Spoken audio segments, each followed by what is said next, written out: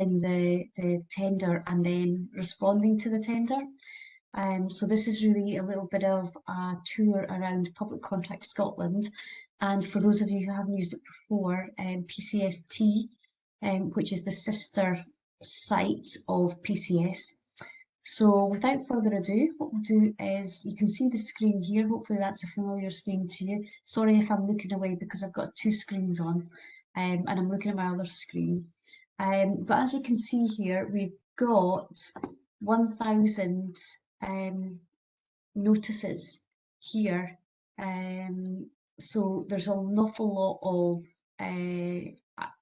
contract notices on Public Contract Scotland. So it would take you a while if you just scroll through, which you can do because you can go to all the different pages here if you wanted to. Keep going around all these pages and searching for it, but that would be the very slow way of doing it. So the quicker way of doing it is, and now I'm not signed in or anything yet, all I've done is gone to the home page and go to search notices. So in doing that, just say you're not exactly very sure what it's called, but you know it's Scottish Borders Council. Let's just put Borders in here. You don't have to put the full name. And I'm going to filter on this. So this basically has got current opportunities, which is what we're looking for. It's got future opportunities, which is sometimes a PIN, a prior information notice. If one of these comes out, it's the organisation telling you that something is going to come out at some point, and they might give you an indication of timelines. Then we've also got contract results or contract awards. So that means anything that has been concluded, a procurement that's been concluded, and the buyer has awarded the contract and they've put a notice up on Public Contract Scotland, and those are very useful to look at as well because you can look back and find out who has won any contracts that you might be interested in. And then recent notices, so you can just look at the most recent ones. We're going to just choose current opportunity here, and we've got borders. So we've got borders and current opportunity, and that's all that we've changed. We don't need to tick this box, but if you are looking at award notices, then you would include archived contracts because they archive after a certain period of time, and I think it might be 6 months. So if you're looking at anything like wanting to see the previous iteration of a contract, then you'd have to tick in here to include archived. If you're only looking for subcontracts, maybe if you're quite new and you think you might not be able to apply yet on your own and you only want to look at subcontracts, then you can tick that box. But for this particular purpose, for this framework, none of that applies. All we need to do is put borders in, current opportunity and search notices. And then what you'll see is we've got the top one is by the Borders Housing Association, where they are going out for a provision of tenant satisfaction survey. Then we've got the one that we're looking at, and the next one down is Borders College. And then we've got another one from Borders Council. That one has closed. That was the 20th of March. Another one from the Housing Association, which is closed, which was about asbestos removal. So you can see here that actually, in terms of live ones, there's only 2 anyway, which have got borders in it, the one that we're looking at and the tenant satisfaction survey one. So if we go into here, basically what you'll see is it doesn't look like it's a hyperlink to start with, but when you hover over it, you'll see that this turns into a blue colour with an underline on it, and that's when you can click on it. Just these little icons here, this little Union Jack means that it's above what used to be the OJEU thresholds, the official journal for the European Union. But now that we're not part of the European Union, then it just means there's a certain threshold above which this is, and that means that it's advertised UK-wide, hence the Union Jack.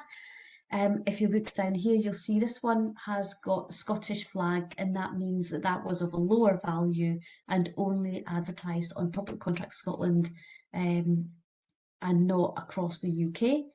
Other things you can look for, this little paperclip, it means that there are documents attached to that notice. And this here, which is a key, it actually means that you are posting your response on PCS. So you can see actually that that one does post on PCS and that one does, but this one doesn't, and that will become apparent when we have a look at it. So if I click on the title, it takes me through to the main page. Now at this point, I still haven't logged in, and it doesn't matter. I don't actually need to log in to have a look at any of this. So as you can see, it was published on the 18th of April, so that's a week ago, and its deadline is the 29th of June. Now I have to say that is really, really generous timescales. I would say almost unheard of. Mostly you get 30, 35 days to complete a tender, so it's really good of Scottish Borders Council to give such a long period of time to respond to this bid. What I would say though, and I know it's dead easy to do, it's human nature to put things off to the last minute and think, oh, I've got till the end of June. I'll start that in the middle of June. I would encourage you to start that as soon as you possibly can, ideally this week, and at least familiarise yourself with all the documentation and what's required and go through it, because there will be a deadline for questions and you don't want to miss that deadline, because you could find, for example, that it all looks fairly straightforward until you get into the point of actually completing it, and it's not until you're completing it you've got lots of different questions. Just to notice as well, it's 2 o'clock. I've had a situation where a supplier, it was actually closing at 12 midday, and they tried to submit at 3 o'clock because they thought it was a 5 o'clock deadline. And obviously they couldn't submit, because if the buyer has opened the post box, then you literally physically can't accept any tenders after you've opened the post box. So that was a shame for them, because they'd obviously spent a long time doing bid, but then they missed the deadline because they hadn't noticed the time on it. So basically what this is saying is the Borders is a large area. I'm presuming that a lot of you who are on this webinar today are based in the Borders, or at least have a base in the Borders, or neighbouring counties, because obviously because of the nature of this type of framework, they'll be, you'll have to be able to be on site in quite short time scales, and that might be included in the bid itself. So what they're doing here is they are creating a multi-trade, multi-supplier framework for reactive repairs and maintenance. So basically they will be allowing a larger number of tenderers to become successful to get onto this framework. So that's the first tab, the introduction. If I go to the full notice text, what you'll find in here is there is a phone number should you need to call them, but they don't encourage that. There's also an email. Once this tender is going, then you would mostly ask any questions through the tender portal itself, PCST, and we will get on to look at that in a minute. Okay, it looks like they are also doing this on behalf of other organisations. So included within this framework, you've got the Housing Association, Borders College, Live Borders, Berwickshire Housing Association, and the SPPA as well. So it's bigger than just Scottish Borders Council, which is good, because it means that if you've got tradespeople in the area, then you've got bigger client base, because you've got all of these organisations who may be calling off this framework as well. So let's go down here. What we've got here is different lots. So the overall value of the framework for all of the lots over the whole period of the framework is estimated at £30 million. So obviously everybody's here because they would want a piece of that, which is great. So they've got different lots, one of which is electrical, and they have given a sort of idea of the sort of things that would be included in that, and they've given the value of that, which is 3.7 million. It's a 24-month framework, but there are 2 optional extensions of 12 months, so it could possibly be a 4-year framework, which is the maximum you're allowed. 4 years is the maximum you're allowed on a framework. That's why they've done that there. So, and the value is over the 4 years. So it's roughly £1 million per year they're expecting on electricity. Lot 2 is energy efficiency, and the value there is 2.1 million. All of the contracts will be the same duration, so they're all 4 years. Lot 3 is Slater and Roofing. Lot 4, Roughcaster, Plasterer and Tiler.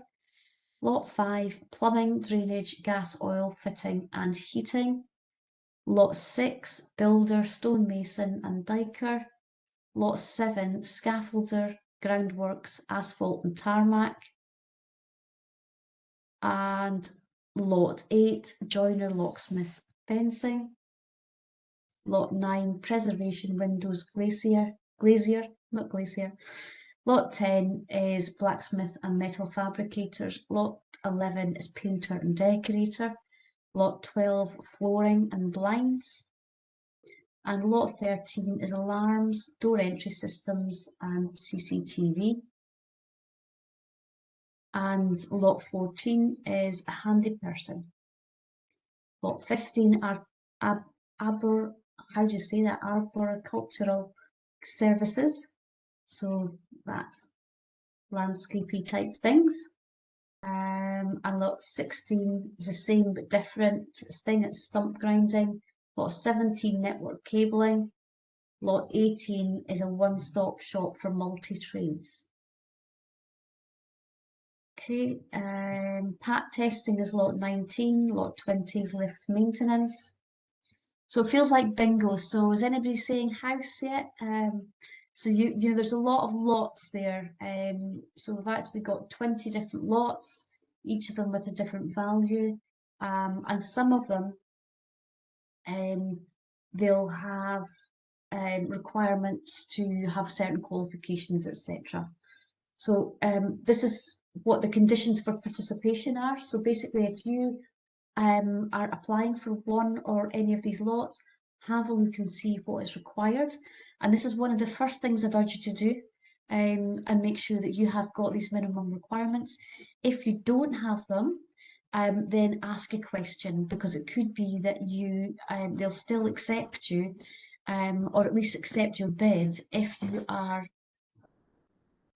committing to obtaining that before the contract is awarded. But definitely ask that question if it's something you don't have or you don't believe you have. For those of you who aren't aware, the Safety Schemes and Procurement, SSIP accreditation, you'll find that organisations like I think Safe Contractor is an SSIP accredited organisation, and there is a link that can take you to these organisations, but that's all about health and safety. So they're basically looking for, I think without exception, as far as I can see, in all of these lots that you must have one of these certificates. So depending on the size of your organisation or how long you've been in business, it might not be something you've got already, but it's definitely something you're going to have to obtain to get it onto this framework. Then what we've got here is the levels of insurance, so public products and employers' liability of 5 million at least. For lots 18 and 19, which without going all the way up again, is probably to do with like the one-stop shop for multi-trades. They're looking, they might do a finance check just to check that they're financially stable. So this is an open procedure here. What that means is it's a one-stage process. So this will ask for pricing as well at this stage, and all the quality questions as well as a selection. They're basically saying that actually they could see this being up to 150 trades companies being accepted onto this framework. As we said before, it's 29th of June. Your prices must be held for 3 months. And anything else in here, additional question. They've got different recommendations for different lots. Community benefits are included in here, and that is one question that we will have a look at. Okay, so that is quite a lot of information, more than most contract notices. And it's good that they actually put those selection criteria in there rather than documents, because it makes everybody's life a lot easier. Further info, there isn't any. Contact info is the procurement at. And then Sometimes what you'll find on PCS is there's a little box here that says express interest. Now, in this case, because they're using PCST, it isn't an express interest, but it's a project code. That project code is 23664. Before I move on, has anybody got any questions on using PCS itself to find the contract notice and have a look at it? No, there's no questions coming in regarding that. That was crystal clear. Thank you. Okay, so now like you can see here, it says pre-search for project code 23664 under ITTs. So you can either go direct to PCST here using this link, or like me, if you have got the one sign-on available, which was thanks to Fran here that I got mine set up, and it's best thing ever because it means you just need to have your login for PCS. You go into your suppliers area, go right down to the bottom, access PCST, and hey presto, there you are. For those who aren't familiar with the whole public sector tendering, these are two completely separate websites. You do have to register for both. So if you haven't registered for PCST, you will need to do that. In fact, I should probably go back after this to PCS just to show you how to register on PCS, because it might be something that you haven't done before. So here you can see we've got a dashboard, PQQs, ITTs. We know that this one said it's an ITT, so I'm going to go in here. And as you can see, there's lots of different ITTs, invitation to tenders, being run on PCST at the moment. And unfortunately for us, there isn't a column that says who the buyer is, which would be perfect, because we could probably see the borders one just by casting an eye down here. But we can't. So what we're going to do is use this drop down box here, and we said it was project code, and you can use different things like contains, equal to, etc. I always put contains because I feel it's safer in case the buyer has mistakenly put a a space at the end or something like that. So 23664, and this is when we cross all our fingers and hope that it works. We go to search. So yes, it has worked. Now, each of these are all different lots. And there is this master one as well, but I'm going to pretend, just for the sake of it, that I am wanting to bid for lot 1, because I'm going to show you what happens. So if I click on lot 1, again, it's the blue writing, so you can see that it's a hyperlink. Then what that does, it takes me to a front page, which doesn't tell me much more than I already know, which is that it's closing on the 29th of June. And that it's open to all suppliers. I can't really see very much here, so I can go to printable view if you want to print it and have a look and see what's involved, or you can choose to decide later. But in this case, I'm going to express interest because it's the only way that I can actually show you what's required. So I'm going to express interest on this. And then what will happen is I come through here, and it's not actually brought up the master, the master one. So yes, I am going to go back to 23664 and click on that. Sorry, I'm going to go home now. I'm going to go to ITTs. This is set up differently to other ones as far as I've seen. So 23664. So if for each lot that you want to apply for, you're going to have to go through that search functionality again. But right down at the bottom, here is what they call the master document, which we need to then also express interest in. Okay, so if I just express interest in that, then what will happen is, you see how it's a bit different on here. It's got the blue writing again, so it means that I can actually do something on it. Unfortunately, you can't express interest from this page. you have to go back to the home page, which is that house picture, top left, and then go through searching functionality again to find it. Now in here I can see already there's been a question, so I'm going to go in and have a look at this. These don't look it, but they're actually different tabs. The reason that's it's hard to see because they're pale grey colours and white, and they don't look very obvious. But that is actually a tab, that's a tab, and that's a tab. So let's just, while we're here, look at the messages tab. So as you can see here, you can click on create message, receive message, or your sent ones, or if you've saved something as a draft. So I know there's one in here on red, so I'm going to go into received first of all to have a look at it. So let's have a look in here. Please clarify the lift types that are covered by this lot. This lot is specifically for passenger lifts, as other requirements will be through national frameworks and call-offs. So if you wanted to, you could reply to that, or you could forward that, or you could print that. So if, for example, you're working in a team of people, you might want to forward that.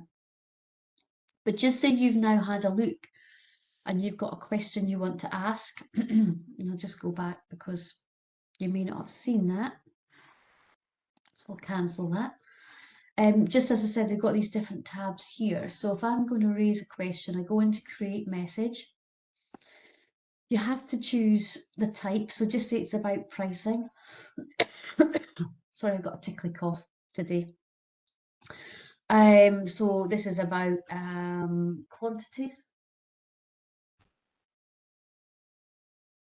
Can you clarify the quantity on row 11 of electrical of lot 1 pricing schedule? So what to do when you're asking a question, make sure that you don't put your company name or even your first or second name in it, because you want it to be anonymous. When you are using PCST, which is what we are using in this case, the buyer can see who it's come from. If they were operating the tender through PCS, Public Contract Scotland, they can't see who it's from. But just to let you know, it shouldn't influence whether or not you ask a question or how you ask a question, but it's worth knowing that they do know who it comes from. You've also got the facility in here if you want to. So just say you were having problems with the system and you wanted to upload a screenshot, then you can do that by clicking on attachments, upload new file. You select a file, it just browses, and then you save it and you can confirm that. Okay, so I'm not going to put an attachment on this one. So that just takes me back here, but that's how you do an attachment in a message. Then just say you think, right, hang on a minute, I want to just check that again or speak to somebody about it first before I post that. You can save it as draft, or you could cancel it. So I'm just going to save that as draft. What that means is it's not in my sent messages, but if I go to drafts, then I can pick it up again.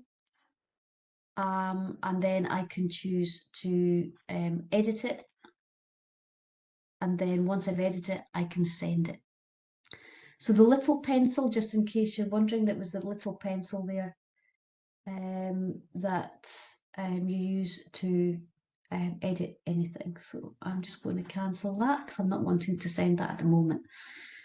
So that's how you create, that's how you look at your received. And then once you've sent a message, it will appear in here and you can actually see whether the buyer has read it or not. So that's a useful thing. If you're thinking, gosh, actually, it's a few days ago now that I asked that question. Why is that not coming through? The borders have said it will take around 3 working days possibly for them to respond to your question. So don't expect it to be instant because they are busy and they have got a lot of other tenders on at the same time. I think that's all that we need to look at in the messages. So the main one is this bit here, the multi-lot ITTs. So each lot has got its own code, all the same closing date, The reason that something's shown in here is because I've expressed interest and it says that the response hasn't been submitted to the buyer.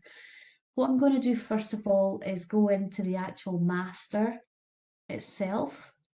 Now, as you can see in here, there are questions, there are responses in here, but it's so I've got to, I can't alter any of them. And the only way I can actually alter them is by going into intend to respond.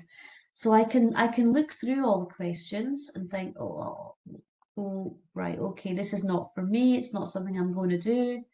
In which case then you would just decline to respond. And I will do that afterwards because I don't really want to have all the emails. Once you have said you intend to respond, then you will get all of the emails whenever there's any new questions asked or they update any documents or anything like that. So let's just say I'm going to intend to respond. Then you start to see more of what is actually there. So this one is the master one. So there's no commercial in here. There's no pricing because that will be in the lot specific one. So as you can see here, the qualification response has got 8 mandatory questions which haven't been answered, and the technical response has got 9 mandatory questions which haven't been answered. So you can click on these to take you to the specific areas, or if you want to, you can just scroll down. So by this time, you would think we could start to enter our answers, but we still can't do that. If I click here and click here, I still can't do anything. And it's this magic pencil across here on the right that you need to use. So if you click on that pencil, suddenly you are in edit mode, basically. It used to actually say edit, and to me, that was a lot clearer, but obviously this is a modernization using the pencil. So every time you exit your response and you come back in, you'll have to remember to do the pencil. It'll be quite easy. You'll start to remember it because otherwise you can't change your responses. So this is just saying, have you read the guide? And if so, now the good thing is you can just type it in, but you can also click on the calendar and click on the date and it fills that in for you. So this here, what follows on is the single procurement document, the SPD, which is set questions where the buyer can alter the wording of the questions. They can delete questions and at the end they can possibly add some in, but on the whole it's basic questions that you might be familiar with if you've already done a tender. If not, then it is quite new to you. So this is all just questions about your organisation. What size your organisation is, whether you're part of a bid or not. Now here we get into something specific. So which lot is it that you're applying for? And you could tick all of the lots. You'll have to price them up and you'll have to meet the selection criteria for each of the lots that you're applying for. That's then sort of personal details of the person who's applying. This question here is about the do you rely on any other organisation to meet the selection criteria? So remember in the contract notice selection criteria, they included having the SSIP certificate, and for some of them it would be member of NIC, EIC or Gas Safe, that kind of thing. So if your organisation doesn't have the required qualifications or insurances, then you may be applying as a consortium, in which case you would say yes there. But most of you, if you're entering under your own steam and you meet all of the selection criteria, the answer would be no. Next question is, are you going to subcontract? Now this actually comes up quite more than once in the SPD. So therefore what you would need to do is, if you are subcontracting, then you've got to list the names of subcontractors. There's also a note here which says that certain parts has to be completed by each of your subcontractors. And there's an attachment here. So this little hazard triangle, I don't know why it's a hazard triangle and not a paper clip. but that actually indicates that there is an attachment. So if you click on that, it'll come up in your downloads, and then you can complete that and upload. If you're using more than one subcontractor, you can only upload one file. So what you would need to do is get all of the SPDs completed by your subcontractors and then zip them into one file, and then that one file would be uploaded there by adding the attachment. In fact, while we're here, I'll just show you how to add an attachment. So again, it's the light blue color. So you click on that, and then it says select a file. You can drag and drop a file into here. So if you had one available, you could just drag it on to here, or you can do select file. And what that does is it takes you into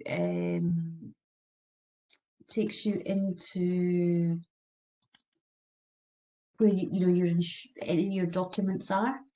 So then you would just say yes, I'll select that. Then you don't select again.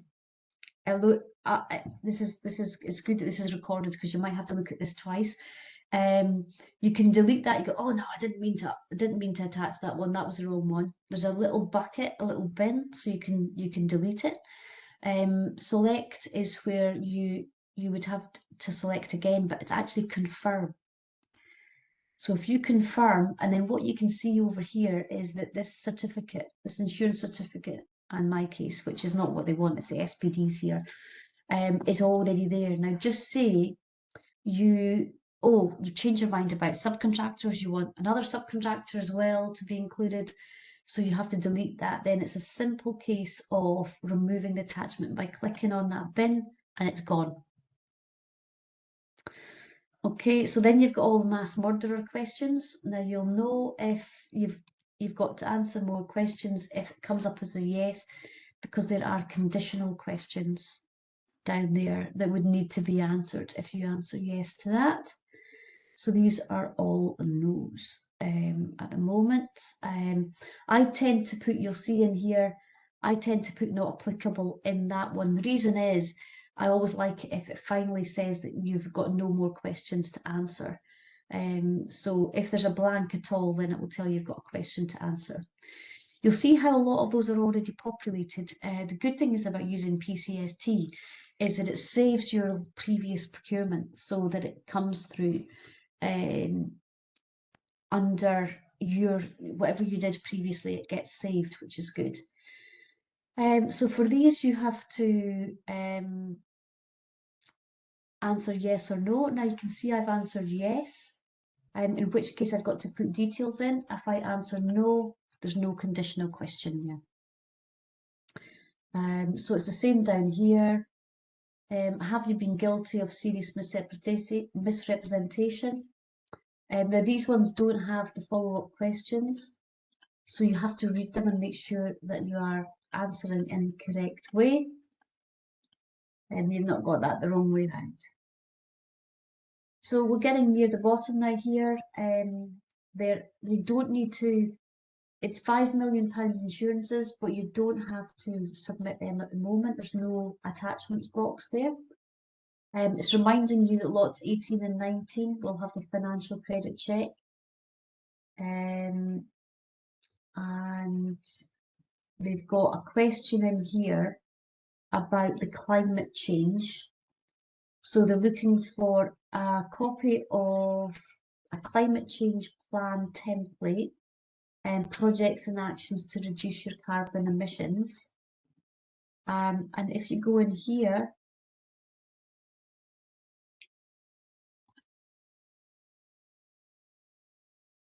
just opening this.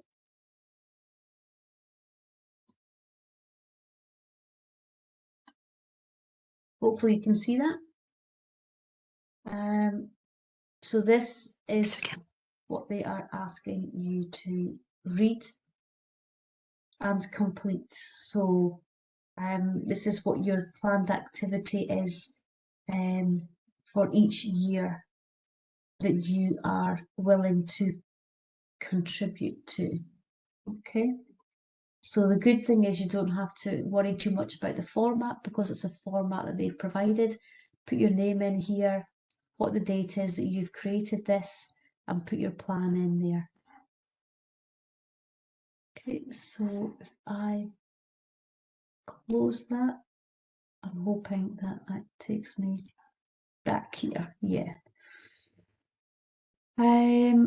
Okay. Right, so we're at the bottom of this one here. So this is where you just put your name, you know, whether you are the director or the partner or whatever, the date and where you are based. There is an area here if you do want to add any attachments. So if anything comes up and or just say you wanted to upload your insurance just now, just to get it over with, doesn't mean to say they will see it or ask or not ask for it again, but you might want to just put it in there. You can add attachments in there and it looks pretty similar to what we've done. Now the thing is here, you can't get back to the other section, the qualification and technical section, until you just save and exit. The other thing I want to mention is save all the time, because it doesn't automatically save for you. So a lot of systems these days automatically save as you go. This one doesn't. So the amount of time that we've spent on this, it could actually be that we have missed out on, you know, and actually lost some of our answers. So just regularly save it. Just to show you, so just save and exit takes me out of there and back to this like front page. And you can see again, I can't edit. So because every time I go in, I'd have to go into edit mode. But you can see here now that I've only got one response that I haven't replied to. And unfortunately, it's not clever enough either to take you just to that missing response. So you do have to go through and find it. In the technical response area, so this is asking if you're already signed up to Lexi, which is the health and safety platform that the council uses. This will not be a condition or anything. This will just be purely for information only. Now they've split the borders into 4 different areas. So the good thing is you don't have to commit to supply the whole area in the borders. So if you are, say, based in Peebles, you're not expected to do Duns, for example. So they've got these different areas, and you can click one or all 4 of those if you can cover the whole of the borders.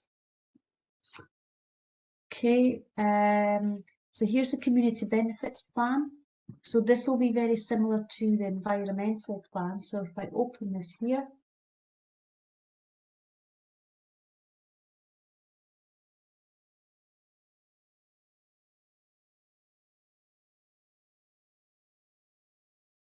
community benefits delivery plan.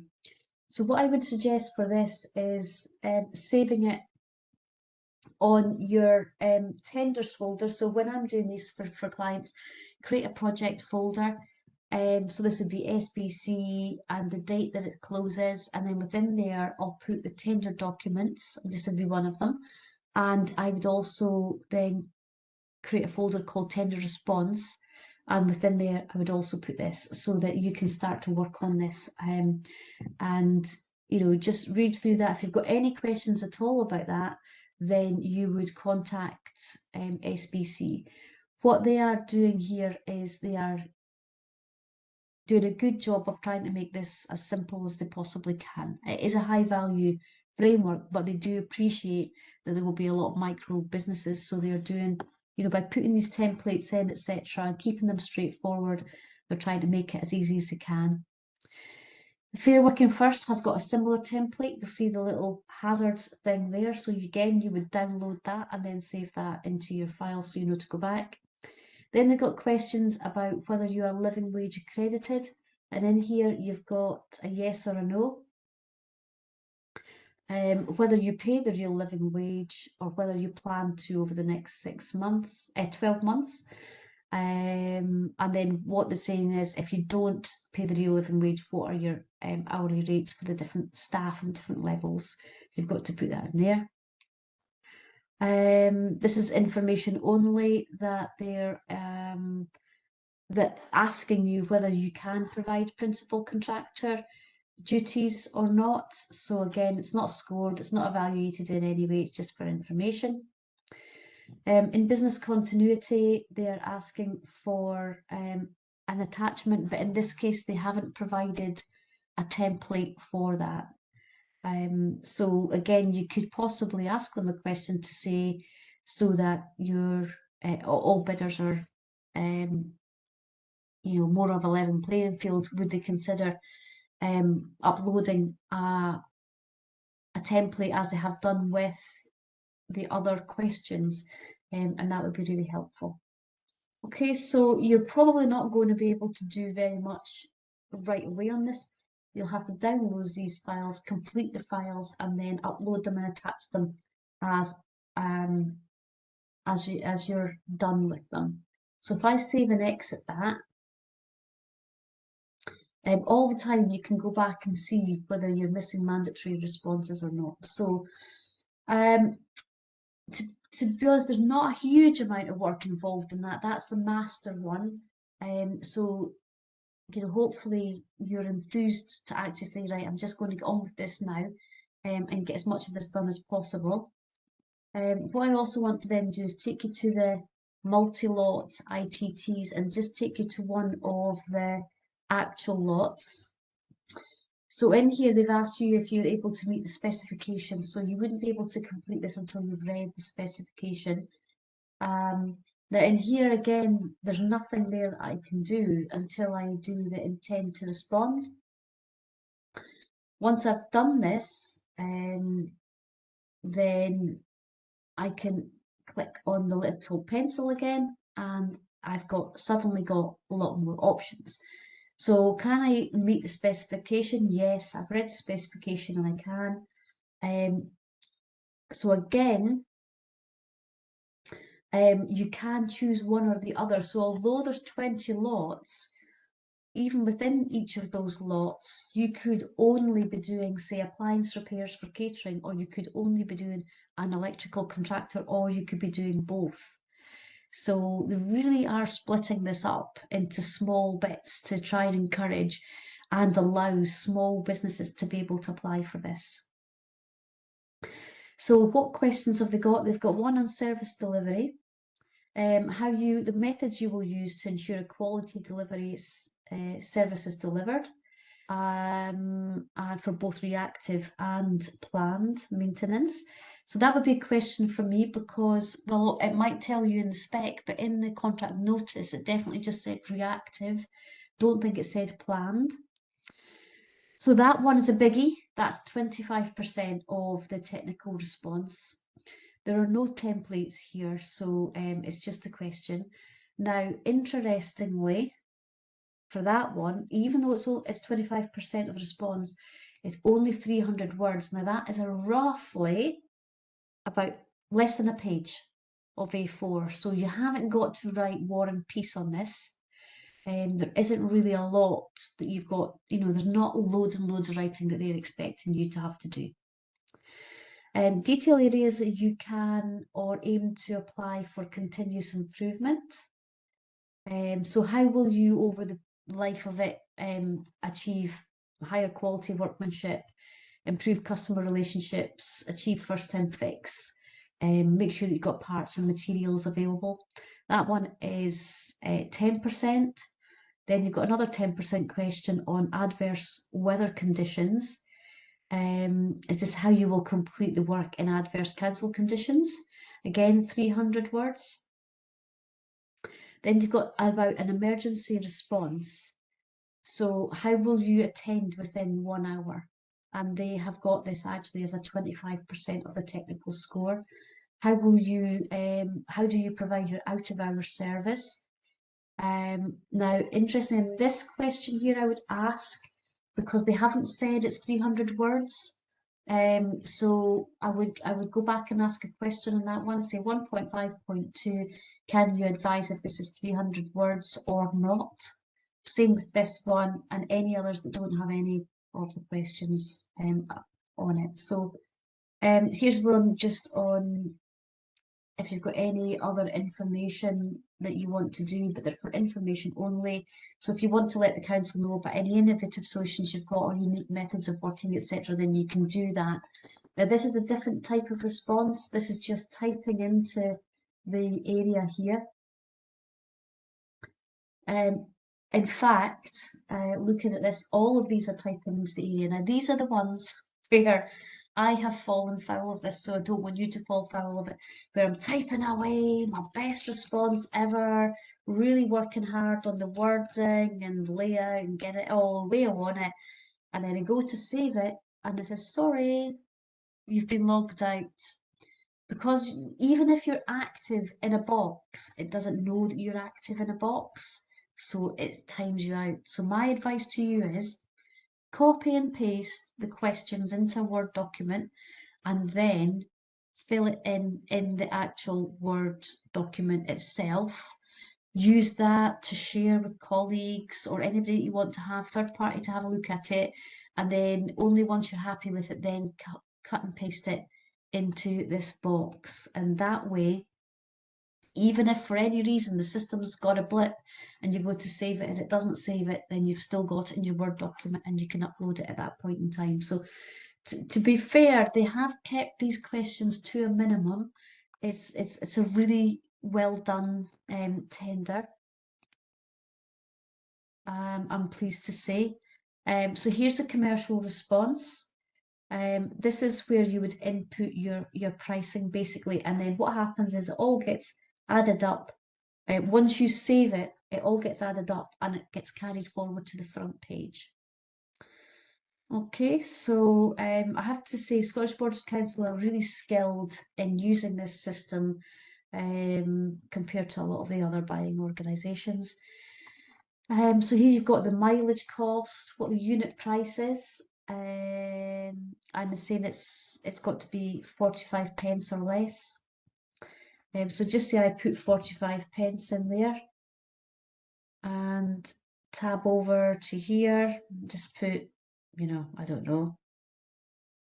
I'm not going to, probably don't need any comments in there, but you see nothing's happened. It's not updated anything just now. The total's just exactly the same and the price is the same. But if I save that change, then it calculates it up here. So it's got a subtotal and it said it's not included in the total itself. So they're just using that for information only. You've got a materials percentage markup.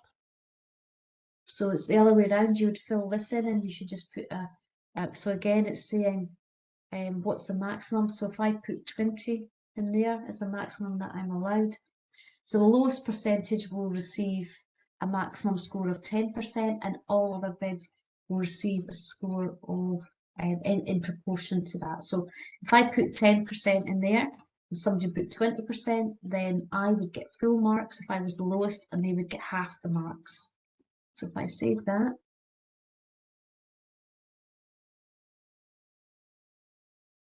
still not coming through.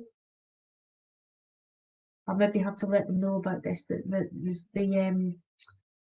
the prices don't seem to be coming through. Yeah, they've still zero, unless that's another one that's not included, but I don't think it should be. So your labour rate, so just say that's £20. That's interesting because they haven't got different labour rates for different grades, like apprentices and fully qualified, and so on. So let me just see if I save that. Are you starting to get anything?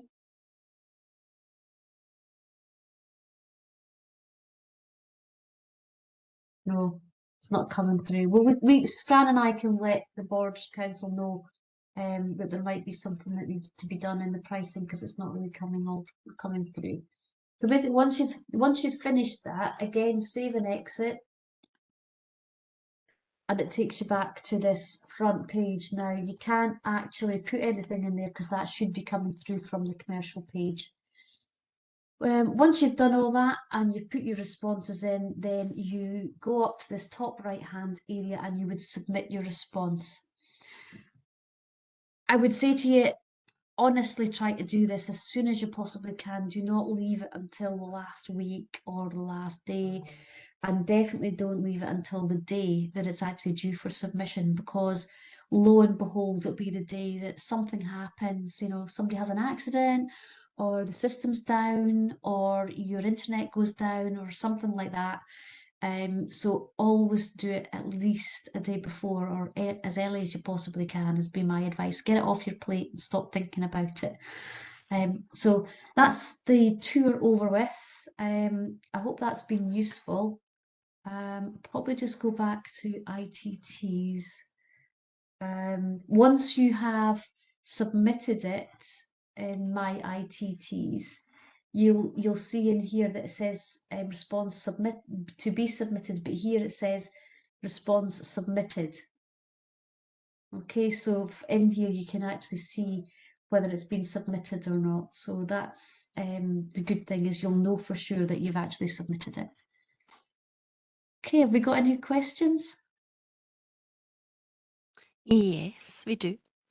Lisa was asking, first of all, Lisa said, great demo so far, so that was good feedback for you.